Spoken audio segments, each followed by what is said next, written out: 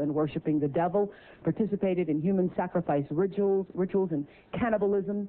She says her family has been involved in rituals for generations. She is currently in extensive therapy, suffers from multiple personality disorder, meaning she's blocked out many of the terrifying and painful memories of her childhood. Meet Rachel, who is also in disguise to protect her identity. You come from generations of ritualistic abuse? Yes, my family has an extensive family tree, and they keep track of who's been involved and who hasn't been involved.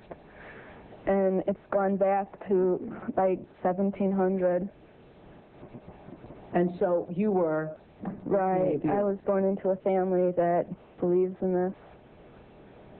And does everyone else think it's a nice Jewish family? From the outside, you appear to be a nice Jewish girl? Definitely. And you all are worshiping the devil inside the home? Right. There's other Jewish families across the country. It's not just my own family. Really? And so who knows about it? Lots of people now. I talked to a police detective in the Chicago area, and several of my friends know, and I've spoke publicly before. And so when you were brought up in this kind of evilness, did you just think it was normal? I've blocked out a lot of the memories I had because of my multiple personality disorder. But yes, I mean, it's like if you grow up with something, you think it's normal. Mm-hmm. I always thought something... So what kinds of things? You don't have to give us the gory details, but what kinds of things went on in the family? Well, there would be rituals in which babies would be sacrificed, and you would have to, you know... Whose babies? There were people who bred babies in their family. No one would know about it. A lot of people were overweight, so you couldn't tell if they were pregnant or not, or they would supposedly go away for a while and then come back. The other thing I want to point out, not all Jewish people sacrifice babies. I mean, no. That's not a very we kind of know thing. that. I just want to point that out. This is the first time I heard of any Jewish people sacrificing babies. But anyway, so you witnessed the sacrifice. Right. When I was very young, I was forced to participate in that, in which I had to sacrifice an infant. And the purpose of sacrifice is to what? Is to bring you what? What are you sacrificing for? For power. Uh-huh. Power. And so, were you ever used? Were you ever used yourself? I was molested. I was raped several times. Mm-hmm. And what's your mother doing?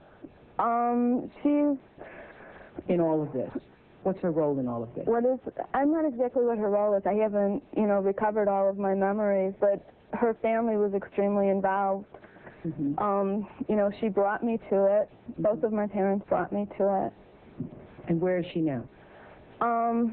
She lives in the Chicago metropolitan area. She's on the Human Relations Commission of the town that she lives in, and she's an upstanding citizen. Nobody would suspect her. Were you raised with a sense of right and wrong, Rachel? Yeah. I mean, it's like I had both. I mean, to the outside world, everything we did was proper and right, and then there were the nights that things changed, that things just got turned around. What was wrong was right, and what was right was wrong. That's what helps to create somebody to develop MPD. Mm-hmm. Multiple personalities. Right. Now, in your family, did you all call it worshiping the devil? No, Rachel? Or I don't know. It was just evil, these things you did. Right. Well, I said it was evil, and they said it was good. There's a book that I had just come across called Lilith's Cave, which is a book of Jewish mysticism and supernatural, and there's a lot in that book that relates to what I, endured when I was a child.